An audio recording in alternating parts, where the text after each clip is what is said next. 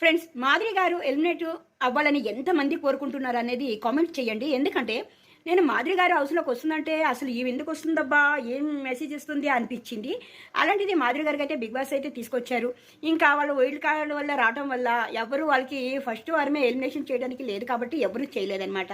ఇంకా రెండో వారం చేస్తారేమోనంటే భలే నటించేసింది. ఆ నటనలో అందరూ పిదా అయిపోయి ఎవరు ఎలిమినేట్ చేయలేదు.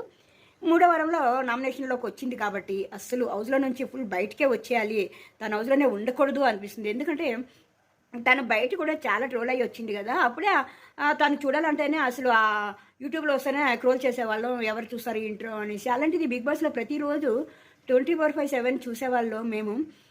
తన ముఖం చూడాలంటే కొంచెం అలానే అక్కడ ఏమి బాగా నటిస్తుంది, చాలా నటిస్తుంది అనమాట. అక్కడ ఇక్కడ చెప్పడం, అక్కడ చెప్పడం, అవసరం వచ్చిన దగ్గర బాగా అవకాశం దొరికితే చాలు బాగా అరవటం, అసలు చిరాగ్గా అనిపిస్తుంది బిగ్ బాస్ చూడడం. మాధురి గారు అయితే హౌస్లోనే ఉండకూడదని అయితే నేనైతే అనుకుంటున్నాను. ఎంతమందికి అలా అనిపిస్తుంది అనేది కామెంట్ చేయండి ఫ్రెండ్స్, కామెంట్ చేయండి ఎంతమందికి ఇష్టం. అసలు ఒకవేళ మీకు ఇష్టమైతే కూడా కామెంట్ చేయండి. ఇంకా బయటకు వచ్చిందంటే తన నిజ స్వరూపంతో ఇంటర్వ్యూలు ఇస్తూ ఉంటుంది, అప్పుడు మేము హ్యాపీగా చూసుకోవచ్చు. కానీ బిగ్ బాస్ హౌస్లో చూడటానికైతే ఇష్టపడట్లేదు. అలా అని ఎంతమందికి అనిపిస్తుంది అనేది కామెంట్ చేయండి. మీ కామెంట్ కోసం అయితే నేను ఎదురు చూస్తూ ఉంటాను.